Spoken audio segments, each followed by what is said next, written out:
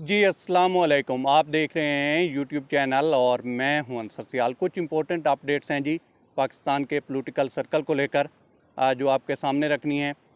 एक तो जी बहुत बड़ा फ़ैसला आया है जस्टिस बाबर सत्तार साहब की तरफ से और देखें इस डिसीजन का जो है, इस फ़ैसले का जो है बहुत बड़ा इम्पैक्ट होगा, क्योंकि यहाँ पे एक सर्कस ही चल रही थी कि लोगों को अदालत से रिलीफ मिलता था और पता चलता था जी कि बाहर निकलते ही फिर पकड़े गए हैं। तो मैंने तो पिछले ही वीडियो लॉग में बता दिया था कि जो डिप्टी कमिश्नर साहब हैं उनके लिए कुछ हालात जो हैं साजगार होने वाले नहीं हैं और इसी सिलसिले में उन्होंने लीव भी ली और एक जो है नोटिफिकेशन भी नज़र आया सोशल मीडिया के ऊपर, लेकिन बात बन नहीं पाई।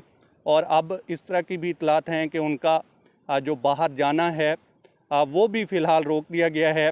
तो देखना ये है कि जिन लोगों ने यूज़ किया वो इनको रिलीफ दिलवा सकते हैं, क्या उनको वो बाहर भिजवा सकते हैं या एक टिशू पेपर की तरह यूज़ किया और फिर डस्टबिन में।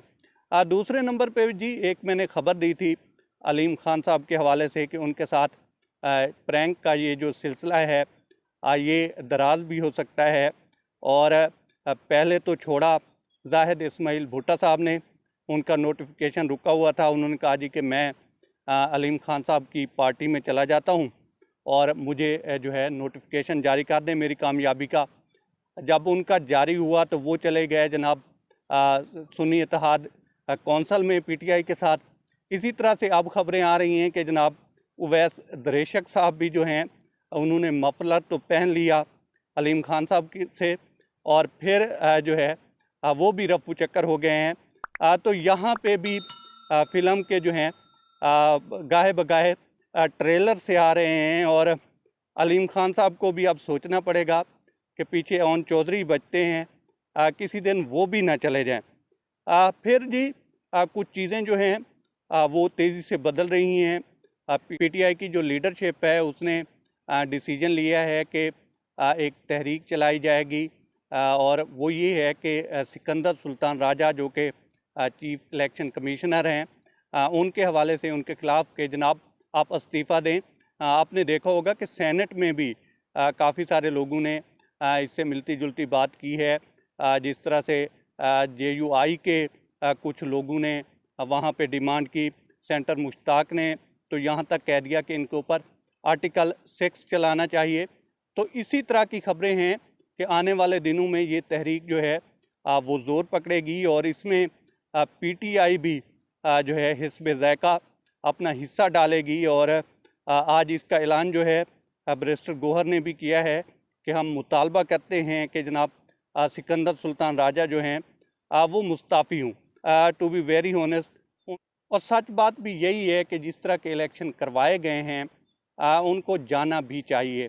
देखें इस मुल्क के अरबों रुपए खर्चे गए, जहाँ पे साफ़ पानी नहीं मिलता, बच्चे जो हैं भूख से ज़िंदगियाँ गंवा देते हैं, यहाँ पे हॉस्पिटल्स नहीं हैं, स्कूल नहीं हैं, तालीम का कोई मरबूत जो है निज़ाम नहीं है। उसके बावजूद इस कौम ने अरबों रुपए पे किए और प्रोडक्ट किस तरह की दी गई इलेक्शन की सूरत में वो सभी के सामने है। तो इस तरह के मामलात अगर होंगे तो फिर तहरीकें तो चलेंगी और उसमें अगर कोई बुरा मनाए तो सो मनाए। फिर जी मुराद सईद साहब के हवाले से भी कुछ खबरें हैं कि शायद वो भी मंजर आम पे आने वाले हैं और एक दो पिक्चर्स भी सोशल मीडिया के ऊपर जो है वायरल हो रही हैं। आई डोंट नो कि वो फेक हैं या ओरिजिनल हैं, लगने में तो लगती हैं कि वो ओरिजिनल ही हैं और शक्ल हयात और हुलिया भी कुछ बदला बदला लगता है। और ये इस चीज़ की अक्कासी करता है कि अगर इनकी ये ओरिजिनल पिक्चर्स हैं तो किस तरह से PTI ने पिछले 1-1.5 साल में फेस किया है और लोगों को जो है अपने भेस बदलने पड़े हैं। जिसको देखा है किसी की दाढ़ी बड़ी हुई थी, किसी ने जो है पहले कोई हुलिया था और फिर किसी और हुलिये में सामने आया। तो ये सारा कुछ दिखाता है कि यहाँ पे किस तरह के जबर का या किस तरह के हालात का उन्होंने सामना किया है। लेकिन इसमें एक अच्छी चीज़ ये हो रही है कि जो पॉलिटिकल प्रिजनर थे वो आहिस्ता आहिस्ता जो हैं रिहा हो रहे हैं। आज भी आयशा भुट्टा जो हैं वो रिहा हुई हैं। इसी तरह से सनम जावेद के जो शोहर हैं उनका भी सुनने में आ रहा है कि उनकी ज़मानत भी हो गई है। होप्स हो के सनम जावेद की भी हो जाए। आलिया हमज़ा हैं, डॉक्टर यास्मीन राशिद हैं।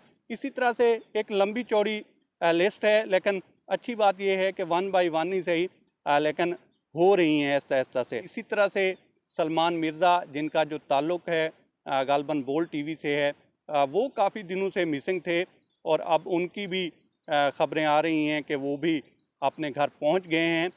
इस सारे माहौल में कुछ चीज़ें अच्छी भी हुई हैं, सब बुरा नहीं है। जैसे अदालतें जो हैं वो इंसाफ कर रही हैं या कम से कम उसकी कोशिश कर रही हैं, और उसका जो इम्पैक्ट है वो ये पड़ रहा है कि लोगों को रिलीफ मिल रहा है। वो अपने अपने घरों को पहुंच रहे हैं। और देखें ये जो फोर्सफुली जो है लोगों को डिसअपेयर कर देना, ये किसी भी तरह से मसले का हल नहीं है। क्या इमरान रियाज खान साहब को जो पकड़ा गया और इतने दिन उनको काल कोठड़ी में रखा गया, क्या वो बदल गए हैं? इसी तरह से जो हैं बाकी जो पॉलिटिकल प्रिजनर हैं उनको जो है काल कोठड़ी में रखा गया और जबरी तौर पर कुछ लोगों को लापता भी किया गया। तो क्या उन्होंने जो है उन्होंने अपना स्टांस बदला? हाँ, रियासत से बगावत नहीं हो सकती और मुल्क जो है वो सबका है। ये मिट्टी जो है माँ की तरह है और हर किसी को जो है इस पे मान भी है और हर शख्स जो है उसका लाजिम भी है इससे वफा करना। हाँ, अगर किसी ने कुछ गलत किया है तो उसको फोर्सफुली डिसअपेयर नहीं करना चाहिए। फोर्स डिसअपेरेंस कभी भी इन मसलों का हल नहीं रही। उनको अदालत में पेश करें और फिर कानून के मुताबिक जो सज़ा है वो दिलवाई जाए, भले ही उसमें फांसी ही क्यों ना शामिल हो। लेकिन इस तरह से लोगों का उठाया जाना और फिर जो है कई कई दिन तक उनके प्यारे जो हैं ढूंढते रहते हैं, तो इससे मुहब्बतें बढ़ने का कोई चांस नहीं है, इससे नफ़रतें ही बढ़ती हैं।